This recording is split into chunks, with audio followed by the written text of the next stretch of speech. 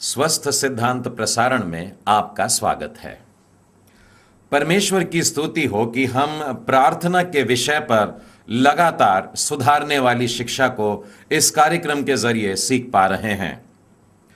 आपके मन में एक प्रश्न उठता होगा, स्वस्थ सिद्धांत सिखाने के लिए एकदम अलग से इस प्रकार का कार्यक्रम क्यों बनाया गया है? भाई, एक सुसमाचार का प्रचार कर देते और लोग भी आशीषित हो जाते, खुश हो जाते।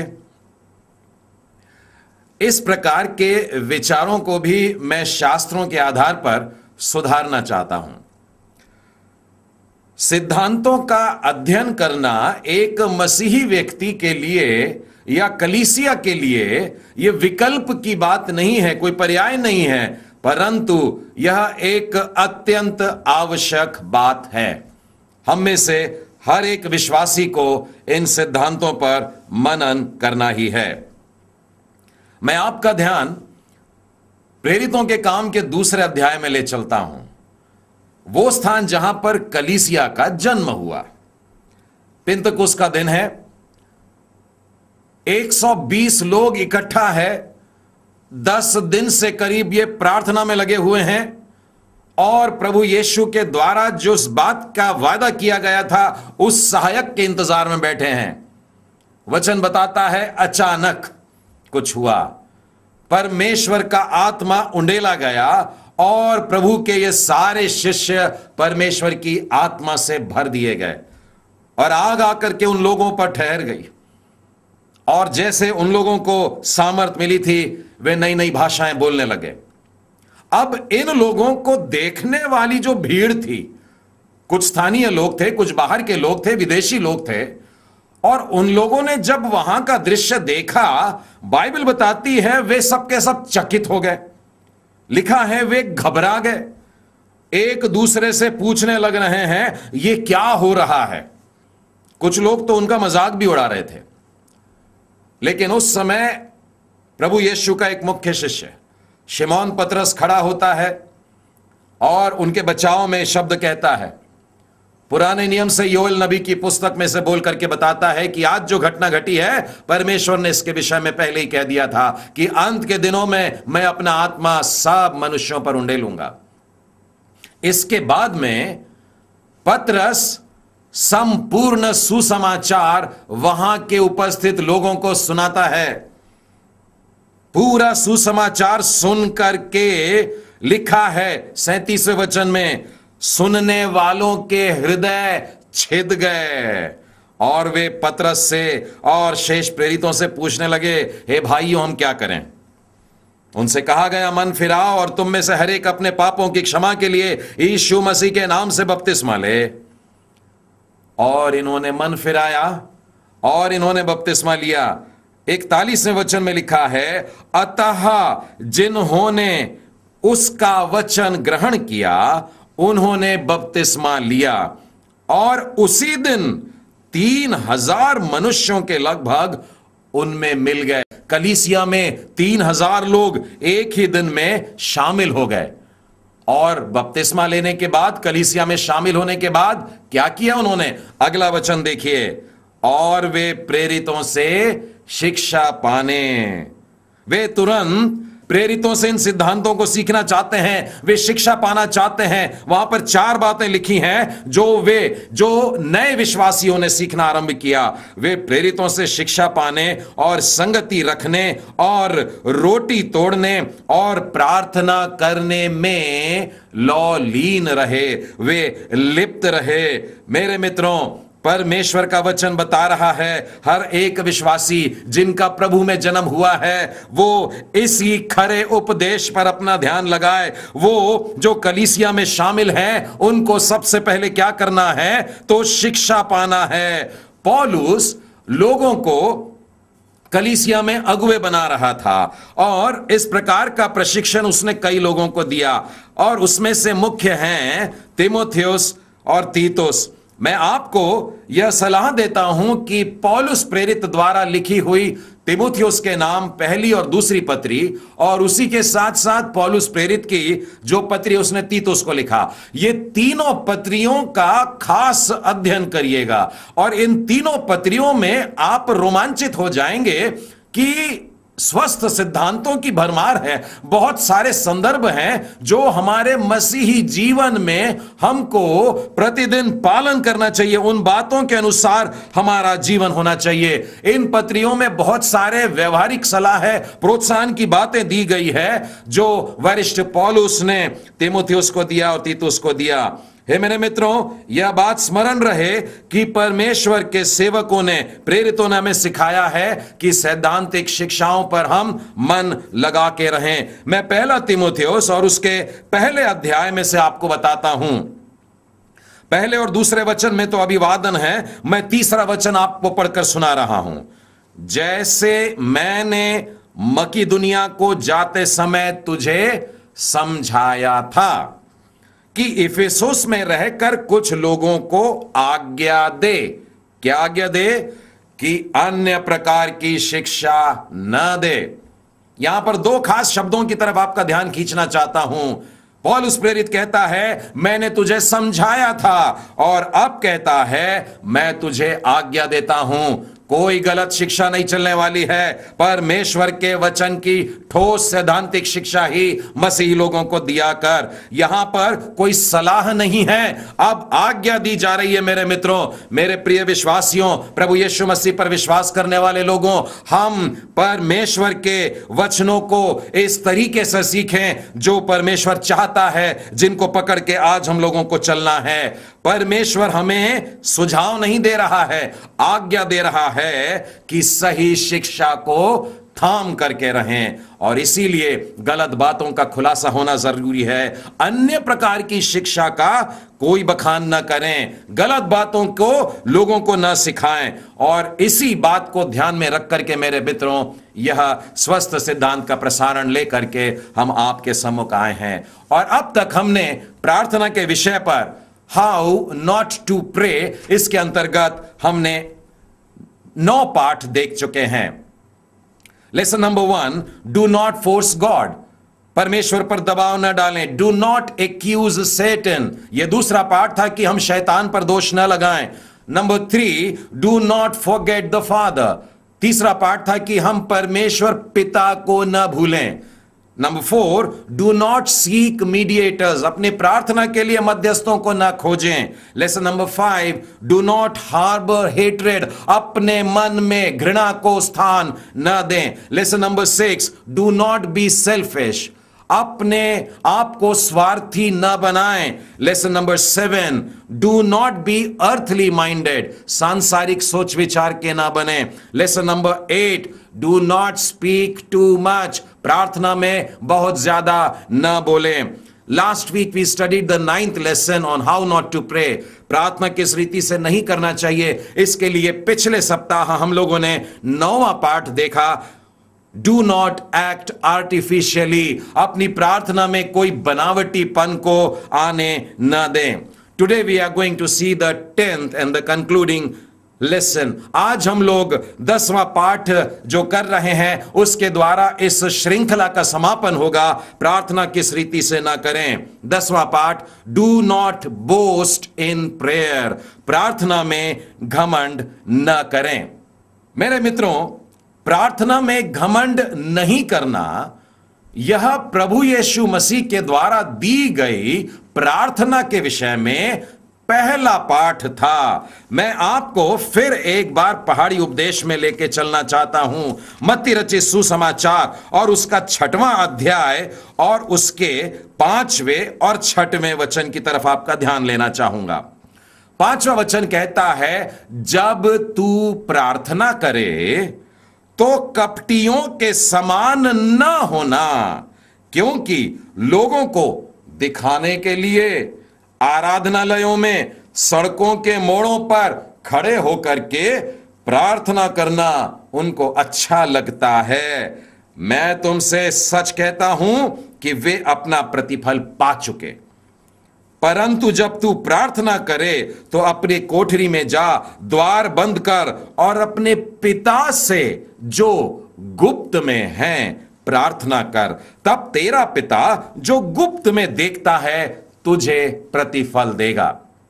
बड़े स्पष्ट शब्दों में प्रभु यीशु यहां पर कह रहे हैं कि तुम्हारे प्रार्थना में दिखावटीपन भी नहीं होना चाहिए। लोगों को दिखाने के लिए नहीं, घमंड करने के लिए नहीं, गर्व करने के लिए नहीं, मैं कैसी प्रार्थना करता हूं, कैसे शब्दों का इस्तेमाल करता हूं, कैसे वचनों को बोल बोल कर कहता हूं, इन बातों के लिए नहीं, क्योंकि ऐसी प्रार्थना परमेश्वर नहीं सुनता।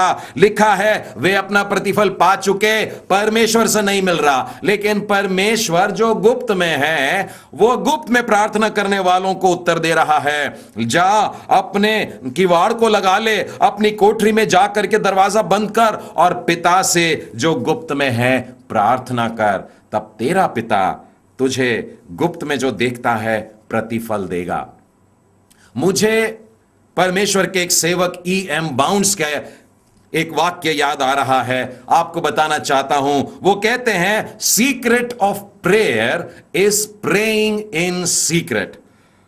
प्रार्थना का जो रहस्य है वो है गुप्त में प्रार्थना करना, दिखावटी नहीं, घमंड से भरी हुई नहीं, लोगों के लिए नहीं, परंतु गुप्त में परमेश्वर के सामने। प्रार्थना की परिभाषा ही यही है कि हम परमेश्वर के सामने आते हैं। मेरे मित्रों, E.M. बाउंड्स एक वकील रहे हैं 18वीं शताब्दी के, जो बाद में पास्टर बन गए थे। उन्होंने प्रार्थना के विषय पे बहुत सारी पुस्तकें लिखी हैं और मैं आपको यह सलाह देता हूं, उनके लिखे हुए 8 पुस्तकों की एक समूह बनाया गया, एक पुस्तक बनाई गई जिसका नाम है the complete works of E.M. Bounds on prayer. आप इस पुस्तक को जरूर लीजिएगा, उसे पढ़िएगा और उसके द्वारा प्रार्थना की जो गुप्त क्रिया है उसकी सामर्थ्य की आपको एक झलक इसके द्वारा प्राप्त हो सकेगी। प्रार्थना में जब घमंड की बात कर रहे हैं तो मैं आप लोगों को कुछ गलतियां बताना चाहूंगा जिसके द्वारा वो बातें प्रकट हो और हम लोगों के अंदर से निकल जाए, ताकि हम सुधारने वाली शिक्षा को जो ग्रहण कर रहे हैं उसके द्वारा बेहतर रास्ते पर बने रहें। यदि आप किसी के लिए प्रार्थना करते हैं, कोई मनुष्य है जो किसी समस्या में है, परेशानी में है, और आपने उस व्यक्ति के लिए प्रार्थना किया है, कुछ दिन के बाद में वो व्यक्ति आपके पास में आता है और कहता है भाई परमेश्वर का धन्यवाद हो, मेरी समस्या सुलझ गई, मेरी परेशानी हो गई, मैं तो चंगा हो गया। आप तुरंत एक प्रलोभन में पड़ जाते हैं यह कहने के कि भाई मैंने तेरे लिए बहुत प्रार्थना किया है। मेरे मित्रों, एक उदाहरण देता हूं और ज्यादा स्पष्ट हो जाएगा। एक स्कूल का बच्चा है, 8वीं कक्षा में पढ़ता है, परीक्षा देने के लिए गया है। आज उसके इतिहास का पर्चा है और उसने इतिहास का पर्चा दिया और पर्चा देख के जब घर लौटता है बड़े खुशी से उछलते कूदते आ रहा है और सामने उसको अपनी एक प्रिय आंटी दिखाई दी और वो अपनी आंटी से कहता है आंटी आंटी आज मेरा इतिहास का पेपर था, बहुत अच्छा गया। आंटी ने क्या कहा? आंटी ने कहा बेटा मैंने तेरे लिए आज बहुत प्रार्थना की। अगले दिन भूगोल का पर्चा था। बच्चा फिर परीक्षा देने के लिए गया और पर्चा देख करके उसे पसीना छूट गया, एक भी प्रश्न छुड़ा नहीं पा रहा है। बहुत दुखी हुआ, परेशान हुआ और बाद में जब घर लौट कर आया, आज आंटी फिर से दरवाजे पर खड़ी थी और वो आंटी को जाकर कहता है आंटी आज मेरा पर्चा बहुत बेकार गया, बहुत बुरा गया। आप सोचिए बेचारी उस स्त्री की क्या हालत होगी, आज उसने क्या कही होगी। मेरे मित्रों, प्रार्थना के सुने जाने पर श्रेय प्रार्थना करने वाले को नहीं मिलना चाहिए, परंतु जिसने प्रार्थना सुना है उस सच्चे परमेश्वर को श्रेय जाना चाहिए। इस बात को हमें सीखना होगा मेरे मित्रों। हम लोगों को ऐसे बताते ना फिरे हम तुम्हारे लिए प्रार्थना कर रहे, तुम्हारे लिए और तुम्हारे लिए प्रार्थना कर रहे हैं। आपके मन में शायद एक प्रश्न खड़ा हो जाए, प्रभु यीशु ने भी तो एक बार बोला था शिमोन पतरस मैंने तेरे लिए प्रार्थना किया है। मेरे मित्रों, बड़े ध्यान से उस शास्त्र भाग को देखिएगा जहां पर प्रभु यीशु शिमोन को कहते हैं कि मैंने तेरे लिए प्रार्थना किया है। Jesus prayed for Peter before the crisis and he told Peter about this before the crisis. समस्या आने से पहले, परेशानी और विपत्ति का दिन आने से पहले ही प्रभु यीशु ने शिमोन पतरस के लिए प्रार्थना किया, और इस घटना के पहले ही शिमोन पतरस से कह दिया कि मैंने तेरे लिए प्रार्थना किया। इस फर्क को ध्यान दीजिएगा। प्रभु यीशु शिमोन पतरस को प्रोत्साहन दे रहे थे, वरन तैयार कर रहे थे, आगे एक विपत्ति आने वाली है, हिम्मत रखना, मैंने तेरे लिए प्रार्थना किया हूं, वो टूट न जाए, बिखर न जाए, इसलिए प्रोत्साहित कर रहा था कि ऐसी परिस्थिति में याद रखना कि तेरे विश्वास के लिए मैंने परमेश्वर से प्रार्थना कर लिया हूं। मित्रों, फिर एक बार दोहरा रहा हूं कि हम लोग दूसरों को बताते न फिरें कि हम उनके लिए प्रार्थना कर रहे हैं। प्रार्थना में घमंड नहीं करना है। जब हम प्रार्थना की बात करते हैं तो प्रार्थना के साथ एक वाक्य है, एक बात है जो प्रार्थना के साथ जुड़ी हुई है, और वो है उपवास। उपवास प्रार्थना का एक अभिन्न हिस्सा है, और उपवास भी जितना गुप्त रहेगा उतना बेहतर रहेगा। प्रभु यीशु ने उपवास के विषय में भी कुछ कहा है। मैं आपको फिर एक बार मत्ती रचित सुसमाचार उसके 6वें अध्याय और 16वें वचन में से बता रहा हूं, जब तुम उपवास करो तो कपटियों के समान तुम्हारे मुंह पर उदासी न छाई रहे, क्योंकि वे अपना मुंह बनाए रहते हैं ताकि लोग उनको उपवासी जाने। मैं तुमसे सच कहता हूं कि वे अपना प्रतिफल पा चुके हैं। 18वें वचन में लिखा है, ताकि लोग नहीं परंतु तेरा पिता जो गुप्त में है। अब हमसे उपवास करने को जब कह रहा है, परमेश्वर का वचन कह रहा है कि तू अपना मुंह धोकर के रहना, स्वस्थ दिखना, सिर पर तेल लगा लेना और एकदम तरोताजा दिखना, क्योंकि लोगों के लिए नहीं परंतु तेरा पिता जो गुप्त में है तुझे उपवासी जाने। मन के अंदर देख ले कि आज तेरा उपवास है, लोगों को पता भी नहीं लगना चाहिए कि आज हमारा उपवास है। इस दशा में तेरा पिता जो गुप्त में देखता है तुझे प्रतिफल देगा। जिस प्रकार की प्रार्थना हम गुप्त में करते हैं, उपवास को गुप्त में करते हैं, गुप्त में हमारा परमेश्वर देखता है। वचन कहता है खुल्लम खुल्ला प्रतिफल हमको प्रदान करेगा। परमेश्वर सबके सामने हमको सम्मानित करेगा। लेकिन जो प्रार्थना में घमंड करते हैं, उपवास में दिखावटीपना करते हैं, परमेश्वर ऐसे लोगों की ना तो प्रार्थना सुनता है, ना ही उनका उपवास ग्रहण के योग्य होता है। मेरे मित्रों, मैं आपको बताता हूं, लोगों को बताते मत फिरिएगा कि मैं उपवास करता हूं। मसीही मंडली में आजकल उपवास एक ऐसा विषय बन गया है जिसका सबसे ज्यादा विज्ञापन चल रहा है। लोगों को बता देते हैं हम भैया 40 दिन का उपवास कर रहे हैं, 15 दिन हो गए, 20 दिन, 25 दिन, 26, 27, 28, 29, सारी मंडली वो दिन गिनने के लिए लगी है। मेरे मित्रों, यह बाइबल आधारित नहीं है। हम बाइबल की शिक्षा से कोसों दूर निकल गए हैं। प्रार्थना करिएगा, प्रार्थना करिएगा, प्रार्थना करिएगा, लेकिन प्रार्थना पर निर्भर मत रह जाइएगा, परमेश्वर पर निर्भर रहिएगा।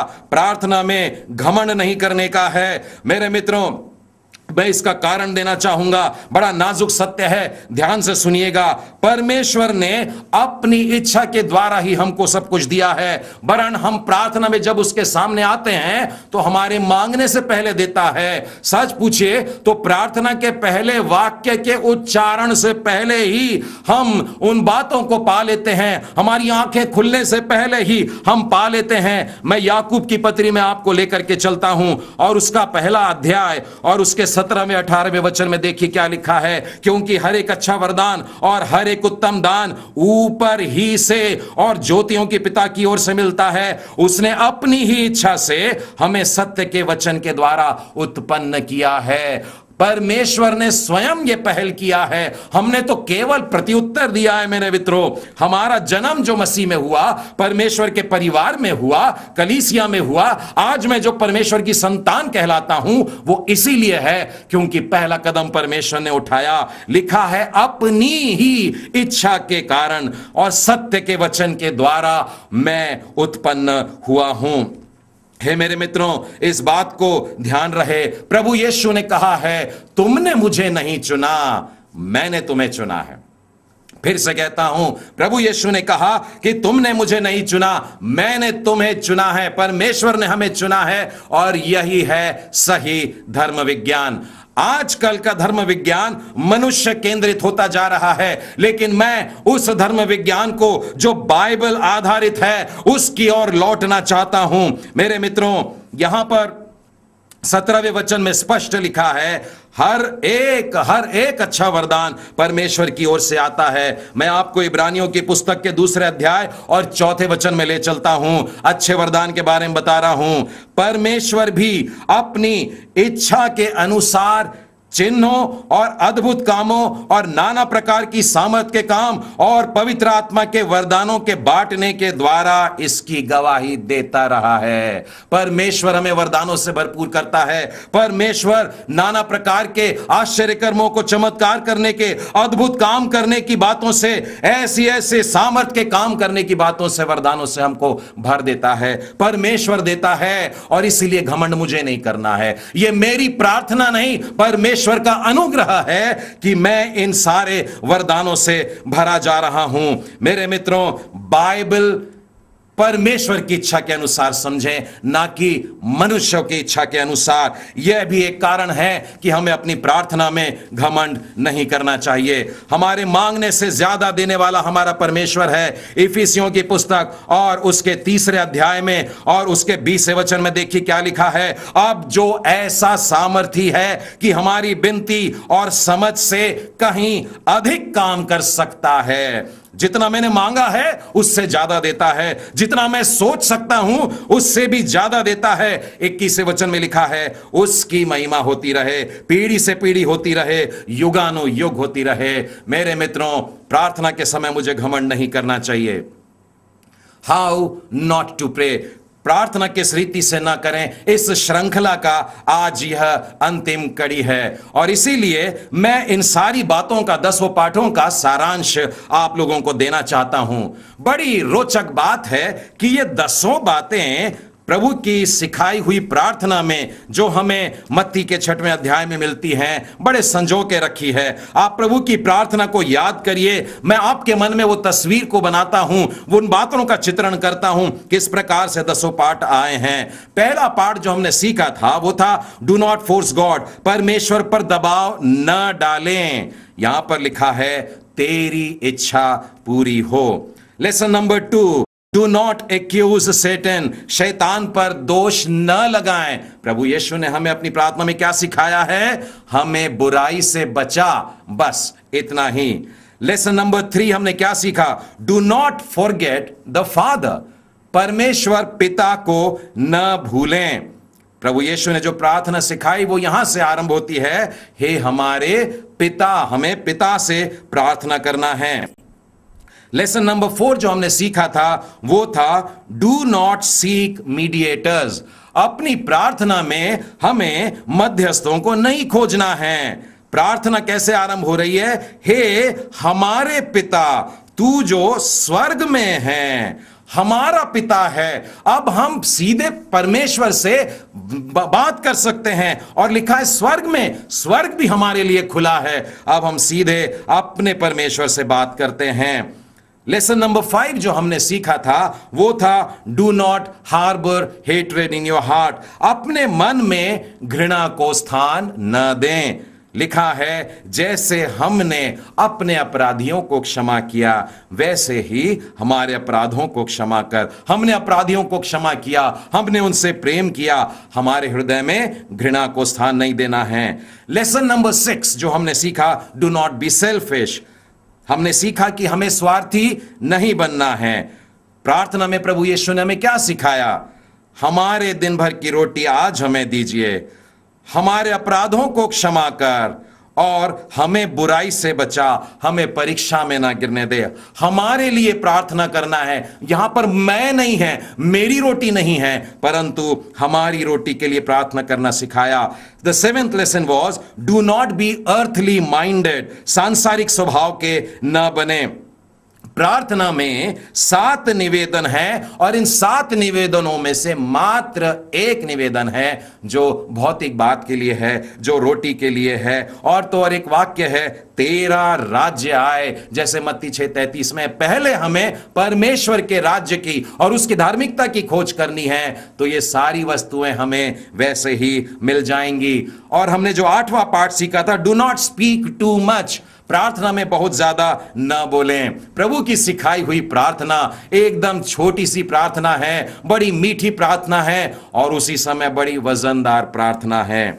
The 9th lesson that we learned was, do not act artificially. अपनी प्रार्थना में बनावटीपन को बिल्कुल भी ना आने दे। जब यीशु ने यह प्रार्थना करना सिखाया तो कहा, तुम इस रीति से प्रार्थना करना, इस रीति से, बड़े स्वाभाविक तरीके से और बिना कोई बनावटीपन को लाते हुए। और 10वां पाठ जो आज हमने सीखा था वो था, do not boast of prayer, प्रार्थना में घमंड न करना। और हमें प्रार्थना के अंत में प्रभु यीशु ने सिखाया, राज्य और पराक्रम और महिमा सदा तेरे ही हैं, सारी महिमा परमेश्वर को देते हुए। कितने अद्भुत तरीके से ये 10 पाठों को प्रभु यीशु की सिखाई प्रार्थना में हम पाते हैं। प्रभु का धन्यवाद हो। दर्शकों, संभव है कि आपने इन 10 पाठों में से कुछ पाठों को नहीं सुन पाया होगा। आपको चिंता करने की जरूरत नहीं है, आप हमें लिखिए और हम इन 10 पाठों को आपके लिए 2 DVD में लिखकर आप तक पहुंचा देंगे।